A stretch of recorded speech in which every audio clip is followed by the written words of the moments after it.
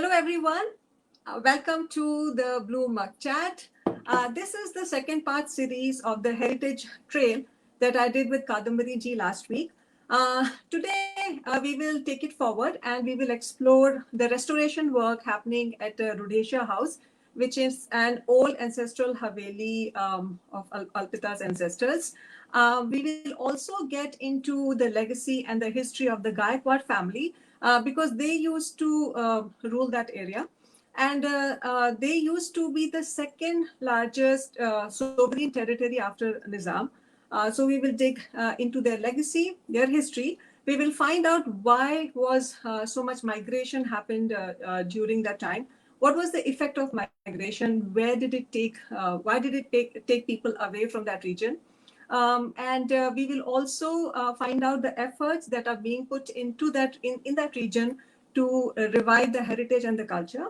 I have two very prominent revivalists with me on the studio. I will bring them on in a bit.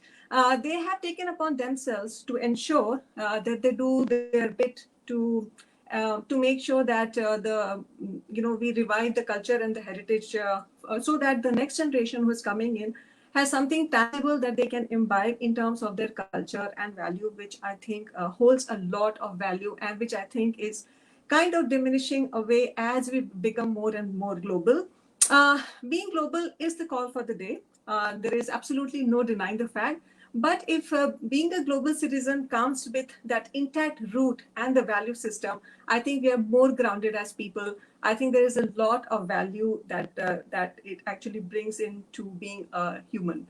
Let me bring on my guest over. I'm going to introduce them. And then we will do a short tour of the Rhodesia House. We will look into the restoration process. We will look into what all actually goes into restoring something like that, the effort that actually goes into that.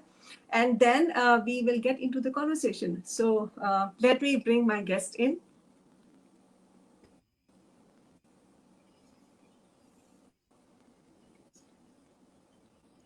Hello, Jiten Singh ji. Alpita, welcome to the Blue Mug Chat. Thank you, Sonal, for inviting us. Very happy to be on board. Yes, it's a complete privilege, actually. So let me go on and introduce the both of you, and then we can go ahead with all the questions, because I'm pretty sure there are a lot of audience waiting to hear a lot of history and revival process that you both are so a part of. So Jitendra Singh ji is a Royal Heritage Revivalist and an environmentalist, Vice President and Royal Heritage Ambassador of the Royal family-owned hospitality chains in the Regal Rajputanas. He is known to successfully revive and convert heritage properties into viable commercial spaces like museum, art, gallery, royal retreats, and so forth. And Alpita is a second-generation born Zimbabwean who started with her 10-year career in the pharmaceutical industry, from conducting clinical trials to corporate project management in the US. She moved to India in 2008 with two young kids, initially to Mumbai and then to Delhi. After losing her father in Jan of 2017, the responsibility of her ancestral home in Dharmaj fell on the shoulders of her and her sibling, two of whom live abroad.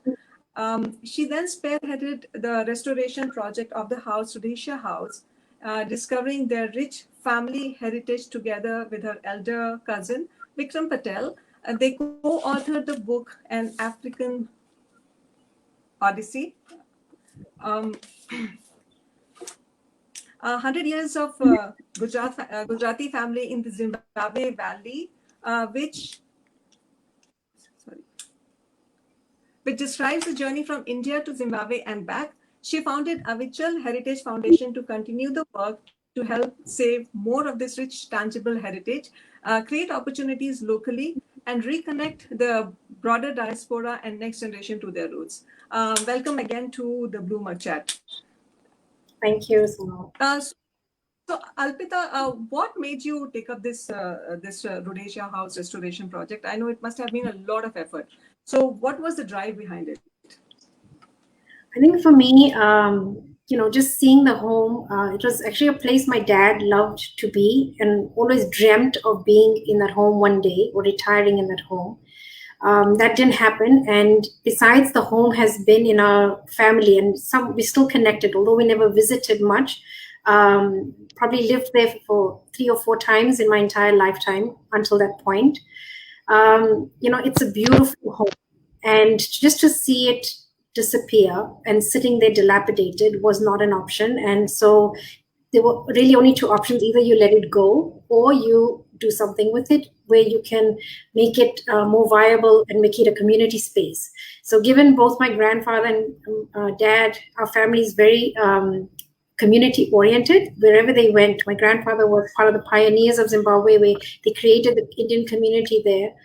My father was just as involved. I figured, it's only apt that the home be converted into a space where it becomes a space where community can meet, or we do workshops. And furthermore, the idea was, I realized after I really got involved that, yeah. I'm sorry, I'm interrupting you. Could you use your earphone? Do you have your earphone with you? There is a slight disturbance when you're speaking. So could you just use your earphones? I think that will really help, because there's something so important that you're describing. I don't want the audience to miss out on. Okay, 1 second.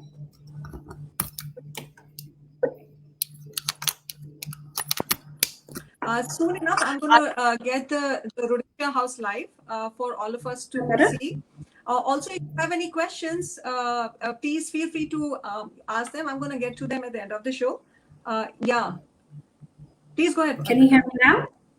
Is that better? Yes, much better. Okay.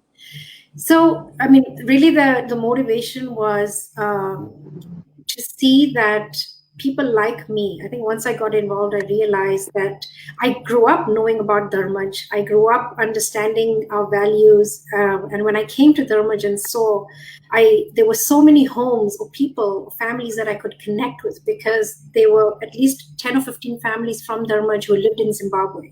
And we knew them for 3 generations. And I never made that connect until I came to Dharmaj. And so to actually see their original homes and my grandfather's and the proximity, you really start understanding how deep these relationships go. And even the Zimbabwean community today is a very tight community, because even though we're all over the world, the value system that we grew up with is still intact, right? And wherever you go in the world, if you see a Zimbabwean, you'll open your door. So I think you're just sort of bringing those people back to the actual roots, I think will just take it to a whole new level. And that was the goal. So I'm going to get the Rhodesia House live now. Could you ask him to start from where we started, Anita? But okay, I'm just going to bring him. I think you just bring him on live. I'm going to put him on the full screen. I think he's already inside. Maybe you could ask him to go and start from the beginning. Sure, I will. Let me just get him back. Yeah, I'm going to put him on the solo layout.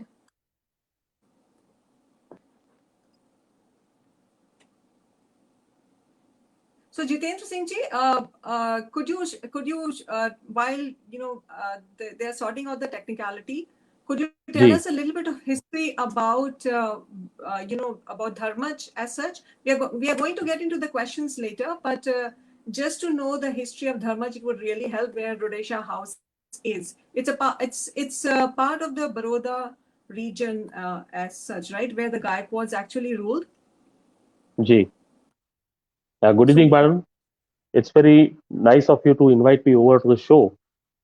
So far as Dharmaj is concerned, it happens to be a principality in a region called the Charotar area of the old kingdom of Baroda state. It's around about 70 kilometers from here, from Baroda. And the whole of Charotar is an extremely fertile belt agriculturally, industrially also. It's very, very progressive. And most important, the people there are enterprising. So Dharmajians, they are called non-resident Dharmajians, most of the people who live abroad, because each village in Charotar, which comes under the dominions of the old Baroda state, has its own association of people. Most of them are NRIs, most of them are foreign citizens, most of them have settled abroad 150 years ago. So you have got non-resident Dharmajians, you got non-resident Badravians, you have got non-resident Rudelians. These are all different territories, non-resident Sojitrans. So this is very interesting. Whatever you're showcasing here, it goes hand in hand with the philosophy of the Gaikwads, who ruled over the place for almost 350 years. Extremely progressive dynasty. This is now, I Oh, think, wow. Darbaj, the main facade of Darbaj house has come. That is Asking to Rhodesia it. house. You can start. You can start. Yeah, sure. Okay, please go ahead, Alpita. You can now tell us. So that's Okay. the facade of the house. Yeah, so this is the main gatehouse that you see. Sorry. So you need to move the camera horizontal, please. So what you see is the gatehouse. Earlier, he had the camera in the right position, actually. That's it. Yeah, perfect. And now we'll follow through. So there's two sections. It's a two-story building, and you can see on the right. This is now converted to the Original Heritage Office and or center, and where we start the heritage walks from. And on the right, we're creating a cafe. So the main entrance, as you see, the gate, and that is all original. The floors, the pattern you see is actually a pattern of the gate itself. This is an original floor as well. So while we tried to maintain much as we could of the original structure, the doors and everything else you can see is the same. This is an image of what it looked like before and after. So before we started the restoration, on the left-hand side, and you can see the new. So a lot went into sort of removing that fungus and repairing the cracks, etc. Here you see the little pillar. There used to be a structure behind it where it used to house the horses. So in the old days, they used to have buggies, and that was a stool to sort of mount the horse. That's sort of an additional part of the home, what you see on the side, where they utilize the same structure and build as before.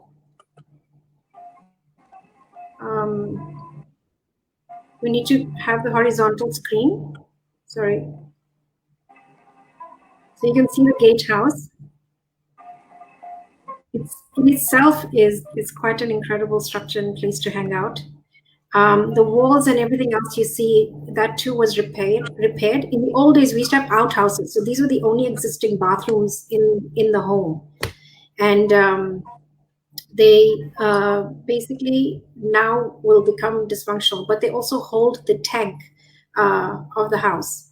And next to that, you see a well, which is the existing well. Yeah. And we've actually redone the plumbing so that we do rainwater harvesting, and the water gets grounded back water goes back into the groundwater. So here you see the main house. It is 3-story building divided into 3 homes, and so you'll see 3 gate entrances. We've now obviously made some changes on the ground floor, and this is when it was built, somewhere 1989, which is translates to 1932 AD. Every home or door has these beautiful carvings that exist, still in pretty good condition, as well as these tiles.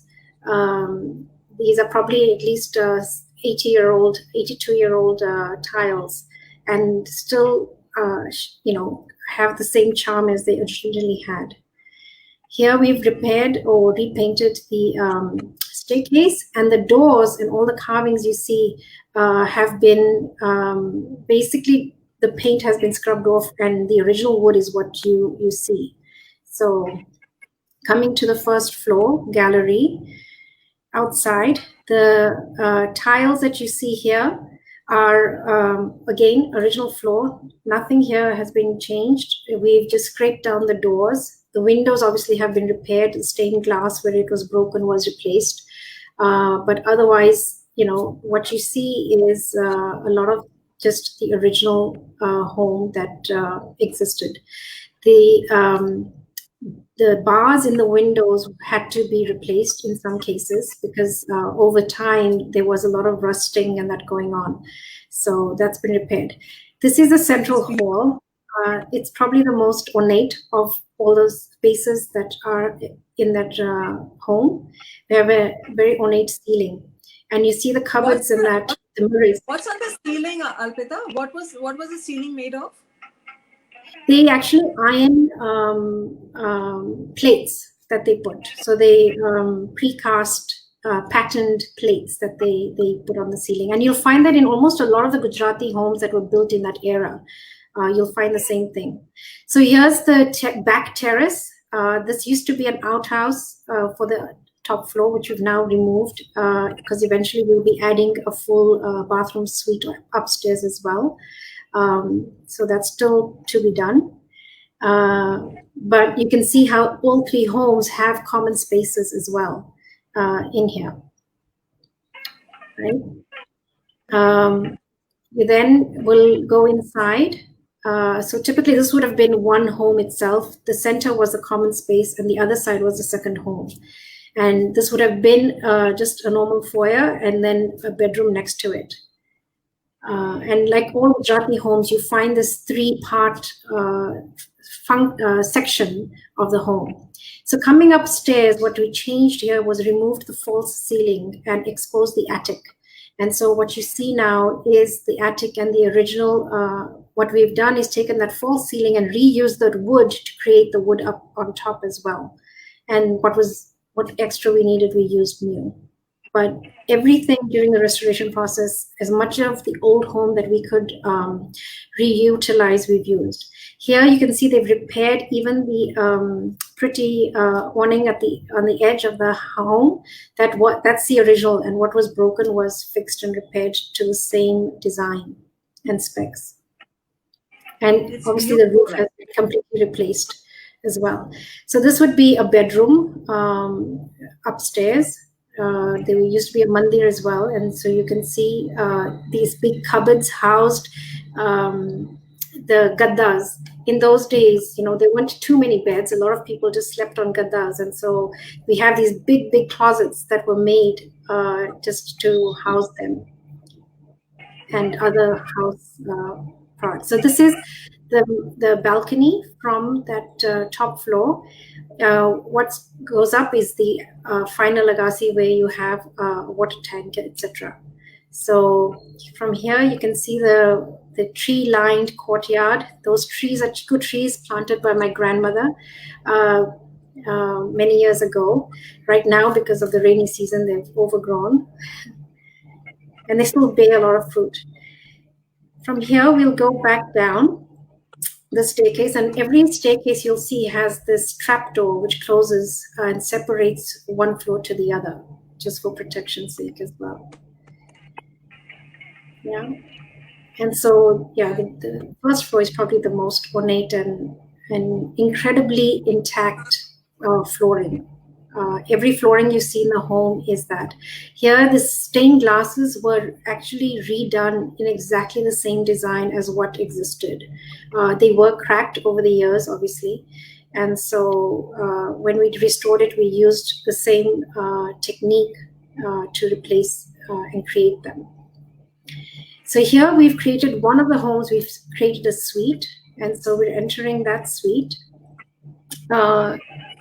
It used to be the second home, but now we have a little bit of foyer. The original Gujarati swing, I think you'll find those in many homes.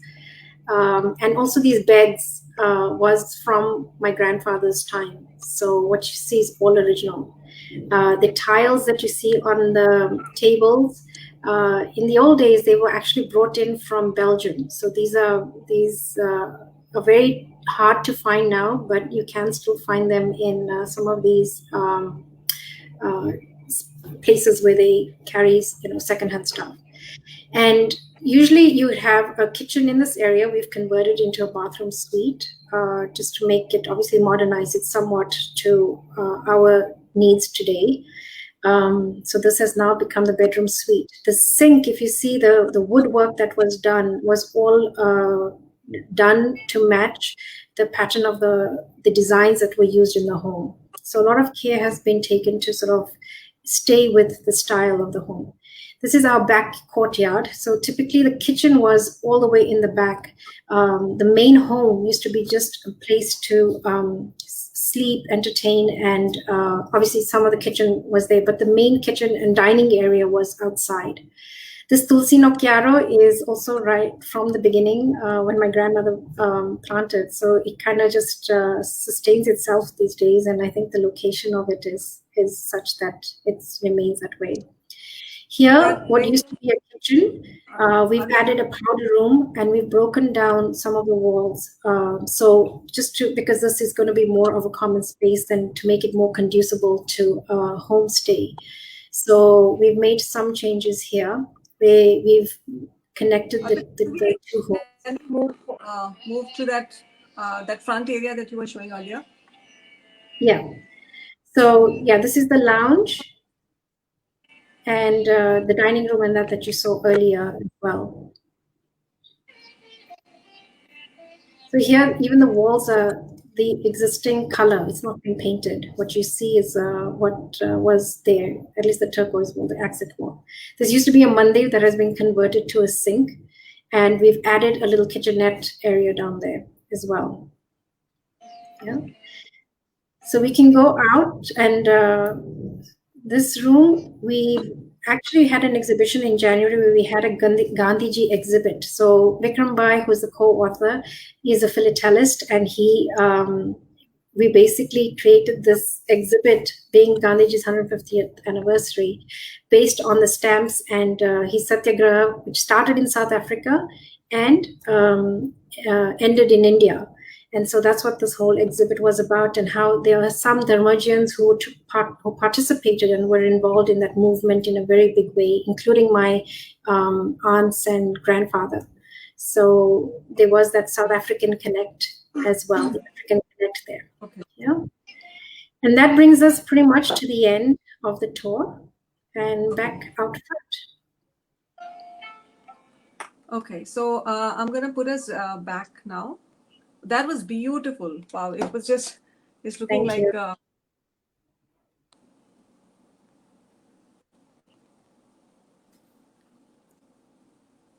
Okay, so wow, that was, and actually, I think there is a lot of effort that has been put in to make sure that it looks how it used to look in 1932. So that must be a challenge, I think. It's looking gorgeous. I think I really lucked out with the people that were working on it. You know, Jirnodhar conservationists, the craftsmen have been just incredible to work with. I mean, you know, it all looks great at the end, but when you see the effort that actually went into scraping that paint off every single, if you see on the walls, you know, all the little elements that you see were filled up over time because of weathering or whatever it was. They actually scraped everything down to be able to see what was original. And yes, we found a picture of the original house, and it was white where you see it now. So it's pretty close to what it first looked like. Yeah. So yeah, keep on beautiful.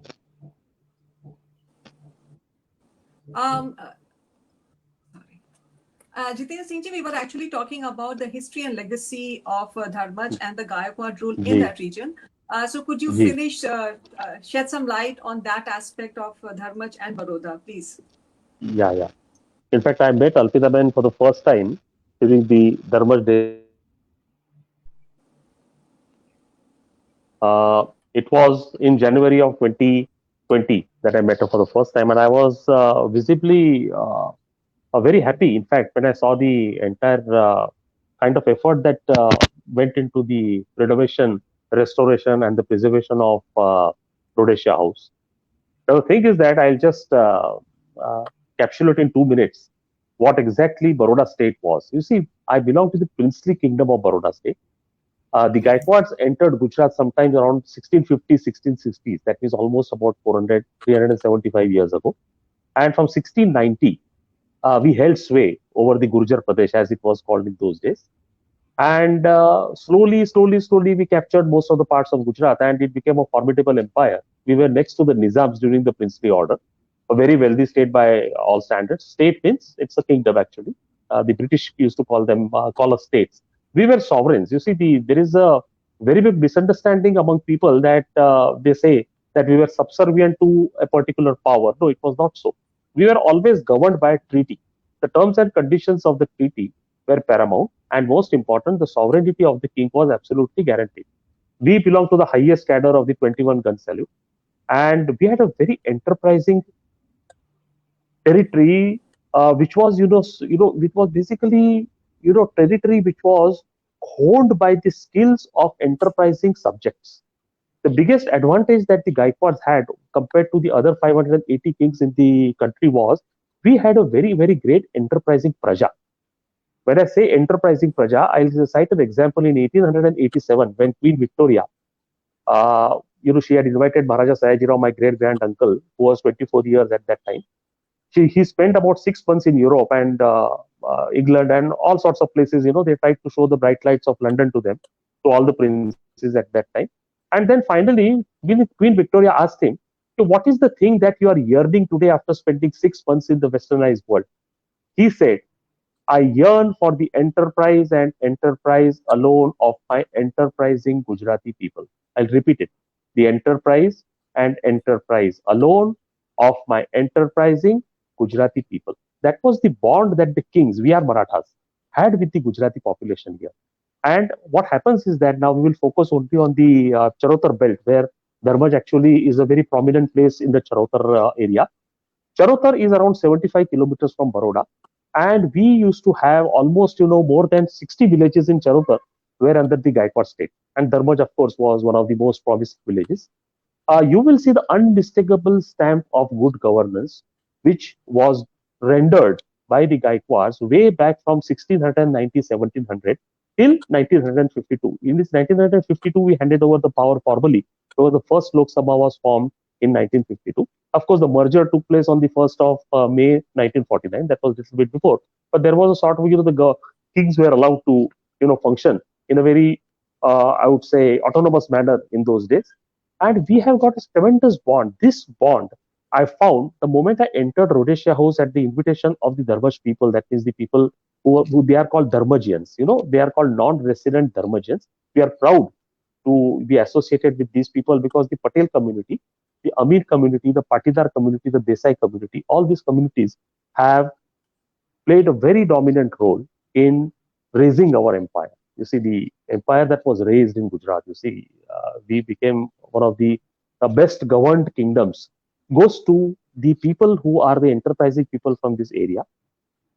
This is the kind of history that I share with Dharmaj.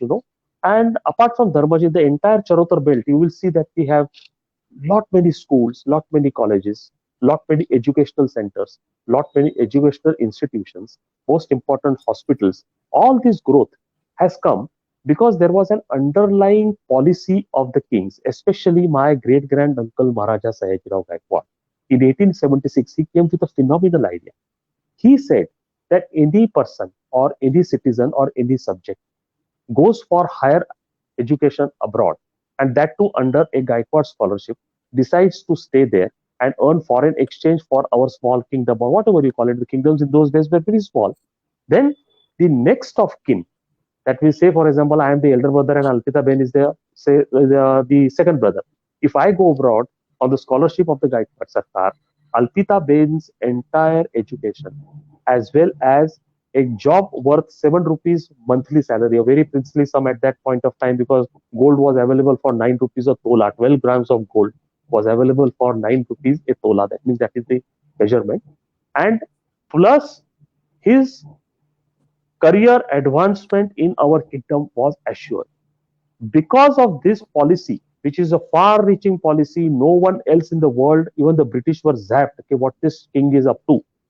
The maximum number of Gujaratis that you find abroad today is because of the underlying policy of Maharaja Sayajirao, which later on became so popular. By 1885, it became that in Gujarat, anybody who used to go abroad in those days, 140, 150 years ago, the next of kin used to be taken care of by the kingdom.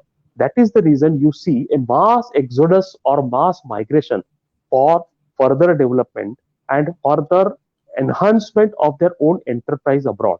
They were very, very safely placed here in Gujarat, that means in Baroda state, and they were doing wonderful job elsewhere. That is the reason all these communities who have taken advantage of this kind of advancement policies of the kings have risen far above the average standard. So this is the background that I share with Dharmaj and all other villages in Charotar. And today I'm very happy that 150 years down the line, they are prospering like anything. They are prospering like, I would say, no one has prospered the way they have in Navsari, that is the Parsi belt. I have found that lot many communities there also have prospered because in the whole kingdom, our kingdom was a very fairly large kingdom. We started from Dwarka, which is about 500 miles from Baroda, 800 kilometers away from Baroda. It is in the Arabian Ocean. So from Dwarka up to Songad, Songad is in Maharashtra, and from Patan up to Sanjan, that was the territory of the old Baroda state. Nowadays, what happens? People feel that the king of Baroda is the king of the city of Baroda. No, that is not so. He is a Gurjar Naresh. Not only Central Gujarat was our main domain, but we had territories in the far-flung dominions of present Gujarat state. And Baroda, incidentally, was the capital. So this is the kind of, I would say, the classic case of heritage revival that I saw at Rhodesia House. The way, because I have been associated with the Rajasthan families for the last 30 years. And it was very, very, I would say, it was extremely satisfying to see that how the entire renovation process has been done and it has been made suitable for a homestay, because every property has to be put into commercial use and it has to be monetized, because otherwise you cannot fend for the expenses of not only the renovation but then maintaining the properties till posterity. So this is my association with Dharmaj and Rhodesia House. Okay.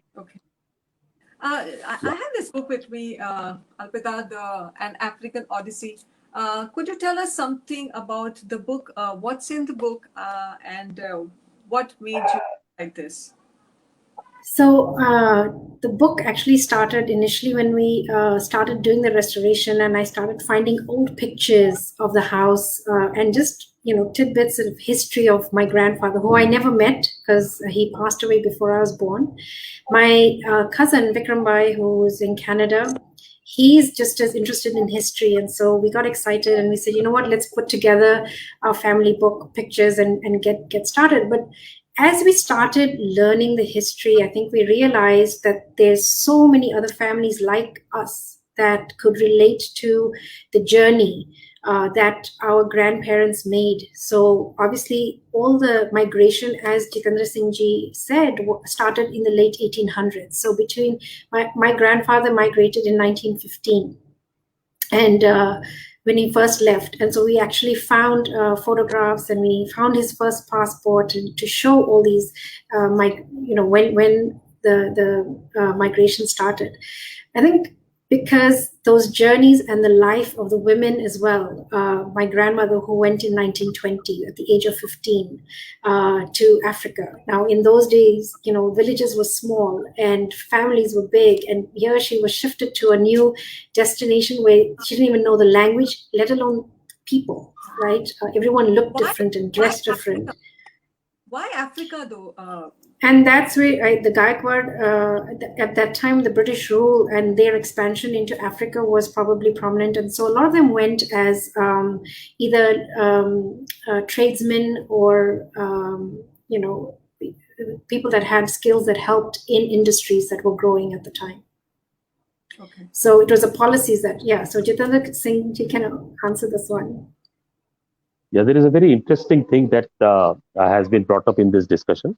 Why Africa or some remote places? You see, the Gaikwad Sarkar, that means my dynasty, we had reciprocal arrangements with lot many kingdoms as well as the British Raj, that in case somebody is sponsored by their kingdom who belongs originally to Baroda state, then there was a underlying postulate.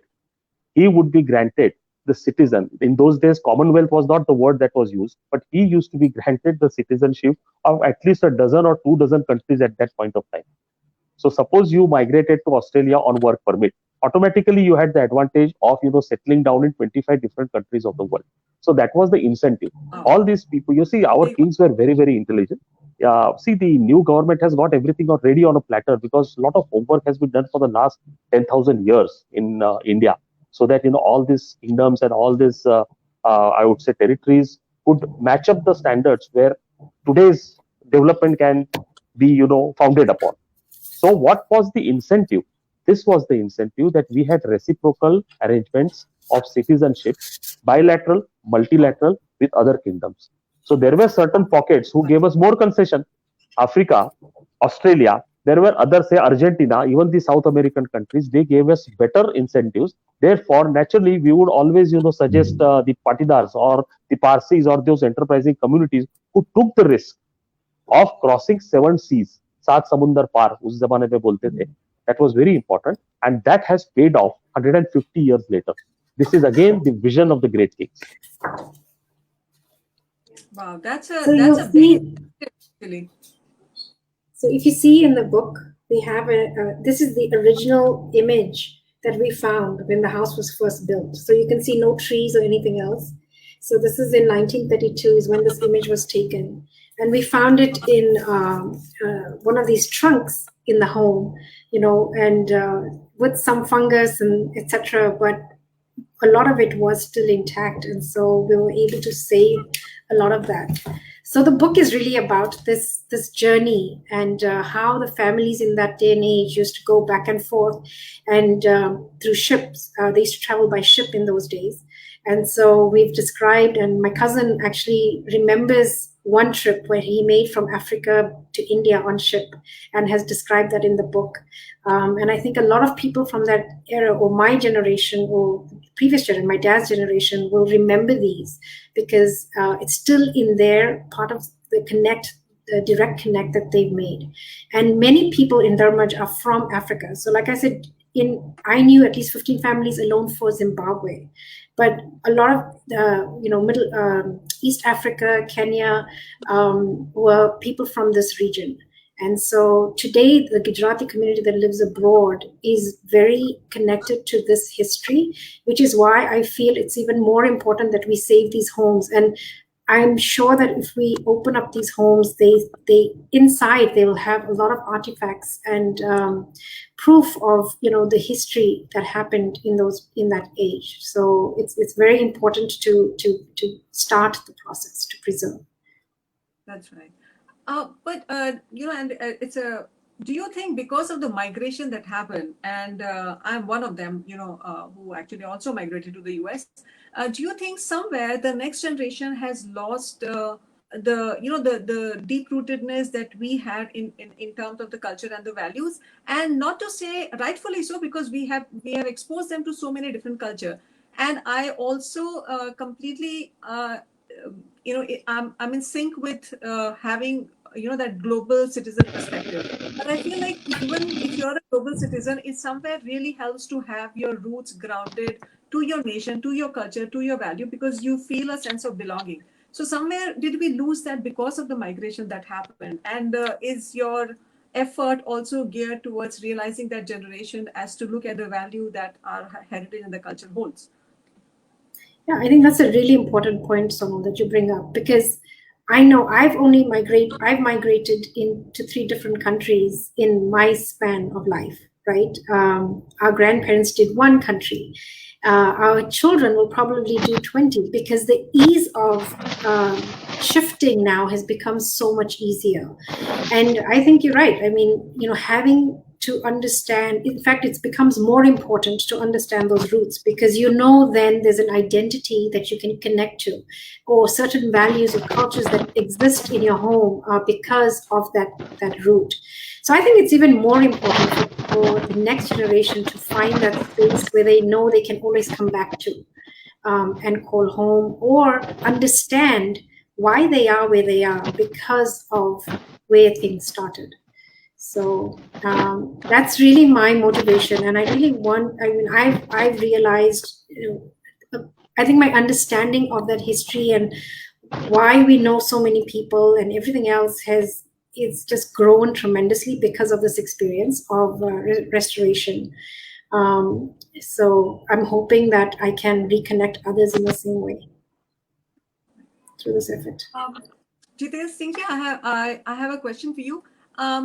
What are the benefits of reviving these monuments, reviving the heritage, because I'm pretty sure that it brings in a lot to that area which the common man doesn't see. So can you actually tell us what the bigger picture is behind the restoration, behind the revival that you guys so passionately talk about? Maybe it will help them see through in this whole revival process in a better light.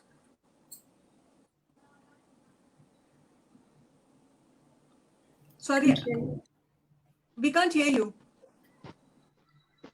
Jiten Singh ji, we can't hear you.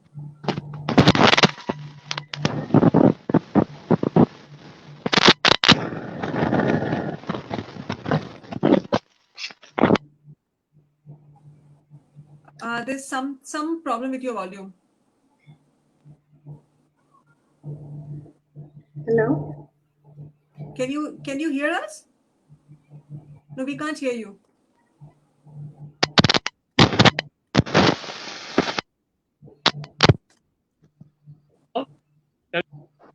Yes. You can hear me now. Yeah. We I can think hear it's you. an internet problem here. Probably. Yeah. Please go ahead. Yeah, your question happens to be the crux of the discussion today. It's a very important question. The thing is that people who have forgotten their roots are trying to come back to India, not only India, all the places wherever they are born, and trying to re-establish the roots for myriad number of reasons. The most important fact of coming back to roots, or I would say connecting to the roots, is that you will be in a position to revive your asmita. Asmita is a very, very comprehensive word. Heritage, legacy, history, these are peanuts. These words are peanuts compared to what the word asmita means. Asmita is a larger canvas of life, and you will be shocked to know what happened about 25 years ago, 30 years ago when I started my heritage work. I used to, in those days, take a lot of interviews for people to be employed in different categories of the Royal Heritage Circuit. So I used to ask many people who used to come from different backgrounds, who is Mother India? That was the question. And I was shocked to know that they used to mention the name of a lady politician. Secondly, I used to ask, this is very interesting. I used to ask many people that what must be the approximate age of India. So they used to say that India is born in 1947. Now, this is the kind of propaganda which was doing the rounds in those days before the social media and the internet and the web platform took over. Now things are different. Post 1999, after the Y2K bubble burst, everything is different. Everybody knows. It is very vital for everybody to know their roots, to know their own heritage, to know their own history, to know their own legacy. Because the moment you get connected to your roots, some extraordinary examples like the restoration and renovation project of Rhodesia House will come up. You can set up a museum, you can set up a library, you can set up a school, you can set up, most important, a reading room. You can set up a cafe. That is what Ankita Ben is planning in the front portion of the Rhodesia House, which will be a thriving cafe by all standards. My blessings and my good wishes with you. Most important after that is you can have teleserials, documentaries, short films filmed and shot at the premises, which will earn revenue. Your volume is off again. Up or down? Yep. Yeah, you're good. You're good. Yeah. See, everything that is related to employment generation, very vital, and which will be, related to income generation, revenue generation, awareness generation, all sorts of positive generative activities. I'll repeat, positive and generative activities will be possible once you start forging your ties with the roots. And if you have real estate, well and good, you are lucky. We people have lost palaces together. Baroda state boasted of 64 palaces. The Nizam boasted of 80 palaces. And when I say palaces, they were put to public use. It's not for the luxury of the kings. That is again a sort of a misnomer that is, doing the rounds in the propaganda market. But coming back to what I'm trying to, replicate the example of Rhodesia House everywhere in Gujarat. it is very easy to forge your ties with your roots and come up with extraordinary commercial propositions which will make the property viable. Because now in this country or all over the world, there is nothing like a free lunch. Those days of grants and scholarships and sorts of aids and then ex gratia, this gratia, that gratia are all over. You have to earn your own bread. You have to earn enough money to pay the property taxes, to carry out the minor repairs, to carry out the maintenance of the property. Plus, you can easily convert it into a very thriving market of homestay. See, there are different categories of tourists. Out of that, they are called the backpackers, and the homestay is bed and breakfast philosophy in Europe. Homestay, I was one of the pioneering committee members of the homestay market 25 years ago. It was the greatness of the great legendary Sriji Huzur of Mewat, who happens to be my not only my godfather but my guru as well as my boss, who taught me the ropes and tricks of the heritage, how to run a heritage outfit. And that is where I learnt in Rajasthan, in Rajputana, how to run a homestay. Today, homestay is a multi-billion industry. Rhodesia House is a classic example. Minimum 2 rooms also you start earning. And the moment you start earning, the property comes live. And the moment the property comes live, the Vastu Devta, which is residing in the property which was built in 1932 by the great ancestors of Alpita Ben, will bless her and ensure that the property remains doing business and the coffers keep on ringing till posterity. We hope. Jay, Yeah. absolutely. So there's huge economic benefit to restoring these monuments, is what you're getting at. Yes. It generates Yes, employment. not only economic benefit. Apart from economic benefit, the most important is the heritage benefit. Third thing, there will be no erosion in our heritage capital. Fourth is that the Royal Heritage Green Vision will swing into action. The next world war, if it ever happens, will be fighting for environment. Yeah. It is, we have to fight for water, we have to fight for the resources which are called the green resources, blah blah blah, whatever you want to say. The next world war, if it ever happens, and God forbid it should never happen, will be on environment. The homestay market or the revival of heritage, the way it is being done in India today, is done because of the entrepreneurial and enterprising zeal of the promoters and the family members. May it be royalty, may it be aristocracy, may it be nobility, may it be adminocracy, may it be bureaucracy, or it may be the most enterprising people and subjects of Baroda state and so many myriad number of kingdoms that India already boasted of. And those people who have done good abroad, they have done good in the market, the domestic market, and plus they are trying to connect with their roots.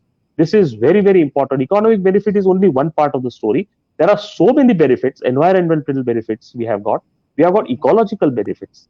And most important is that the next generation will never ask the questions which today they are asking कि भाई हमारा पूर्वजे और हमारा માટે શું કર્યું છે. That is the typical Gujarati parlance I am keeping it. Today everybody is so happy when the revival process has started. I must have revived about 20 properties where I have directly associated and involved, and everywhere the gratifying and the satisfying experience that you hold after the property is put into business is that you have to experience. I cannot express it in words. So my question actually was more about giving back to the community. What I was Yes. also asking was, because what happens is, if you ask a common man about to see the value or importance of heritage, it's not tangible enough. I mean, let's be honest, right? For somebody who's actually striving to earn a living on a regular basis, for them, I think what will stand out is if the community itself is getting something back.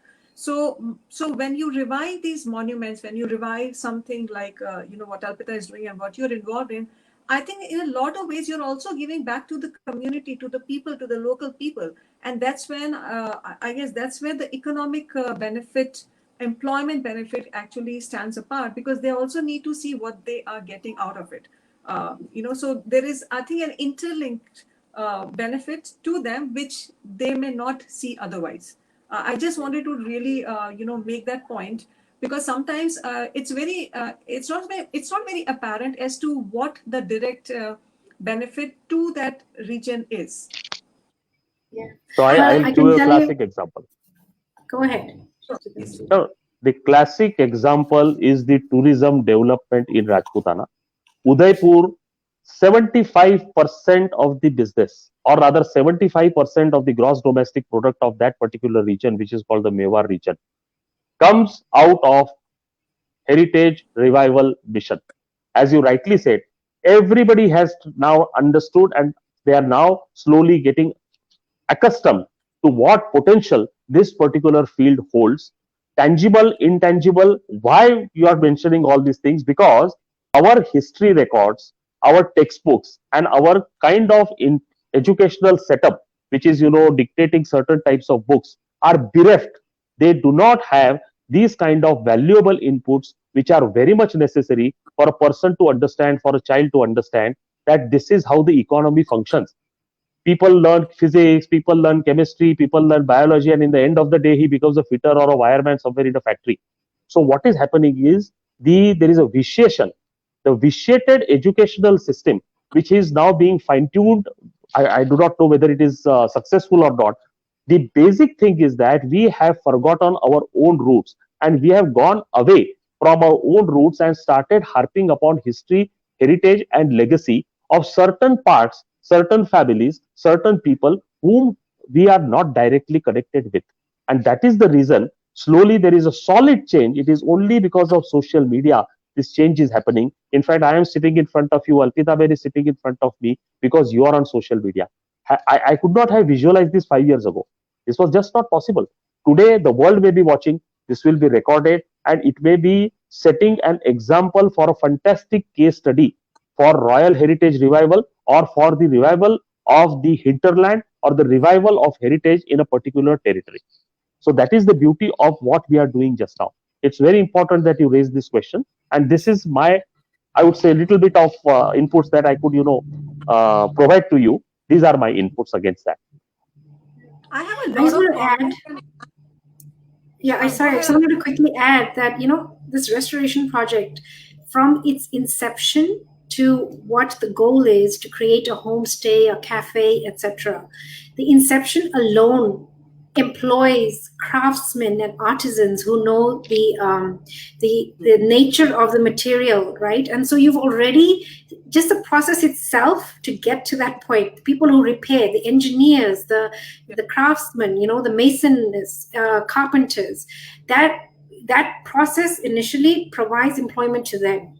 Then once you get to the actual creation of a revenue generating, the local supplies for that entity comes from the local people. The dobi, the grocer, everybody else starts benefiting from this increased use, right? So it's not just after things are repaired, but the restoration process itself has a benefit to community, whether you start from your craftsmen to people later, and other businesses and local economies. So I just wanted to add that. Yeah. Actually, you're bang on. Parvez Malik has a question. When would be the best time to visit Dharwaj, Odisha?